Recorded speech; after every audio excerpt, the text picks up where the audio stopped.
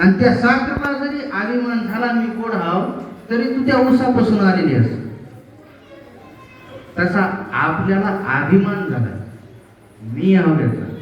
मी म्हणजे कोण? शरीर.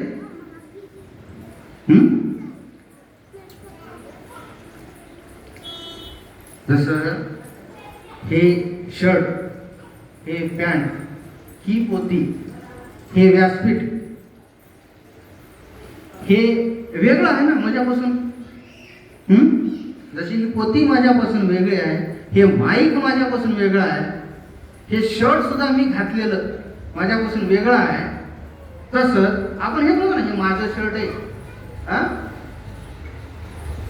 आणि हाताच्या बाबतीत हे हात कोणाचा आहे? हे हात बी मजाच आहे, हे पाय मजाच आहे, कान मजाच आहे.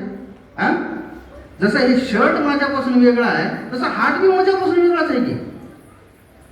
आपण लहानपणापासून असंच बोलतो. आणि ही समज आपल्याला लहानपणापासूनच आहे की मी म्हणजे शरीर नाही. मी शरीर आहे का? नाही. तरीही आपण या शरीराचा, या मीपणाचा अहंकार घेऊन राहतो. बरं, अजून एक दोन उदाहरण. आपण मिरची खाली, मिरची. त्रास कोणाला झाला?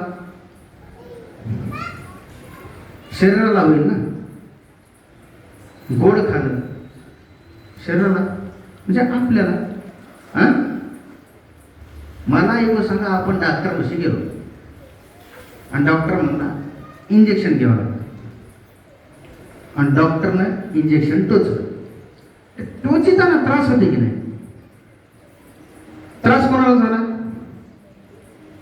पण इथं थोडासा विचार करण्यासारखा विषय. जसं मिरची खाल्यावर आपल्याला तिखट लागलं, डोळ्यातून पाणी आलं, अंतरात्म्याला सुद्धा त्रास झाला. जसा गुलाबजाम खाल्लं की आनंद होते, गोड लागते, तसा आपण म्हणू शकतो की मला आनंद झाला. पण जेव्हा डॉक्टरने इंजेक्शन दिलं तेव्हा शरीराला दुखलं की नाही? इंजेक्शन देताना दुखते की नाही? पण आपल्याला ते इंजेक्शन देण्याचं समाधान असते, आपल्याला आनंद होते तिथं. शरीराला दुःख झालं पण आपल्याला आनंद झाला. असं का झालं? जर शरीर आणि मी एकच असो तर मग शरीराला इंजेक्शन टोचल्यावर जे त्रास झाला ते मला व्हायला पाहिजे ना. मला मनातून आलं, आता माझं दुखणं कमी होणार, समाधान झालं का नाही? मग त्या शरीरापासून आपण कोणीतरी वेगळे होत नाही.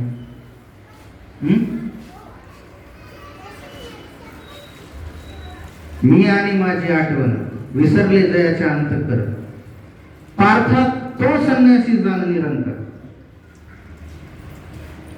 इथं सगळेच तुकाराम महाराज, प्रभू तुम्ही महिषाची मूर्ती, तुम्ही सगळ्या महिषाच्या मूर्ती आहेत. हे समस्त ही श्री वासुदेव, हा प्रकृती रसाचा ओतला भाव, हे सगळं वासुदेव स्वरूप आहे. तुम्ही वासुदेव, मी वासुदेव तत्वता, कळो येईल विचारिता. कोणाला? सद्गुरूला.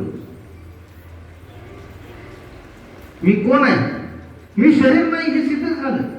मग मी आहे कोण? मी जर शरीर नसेल तर कोणीतरी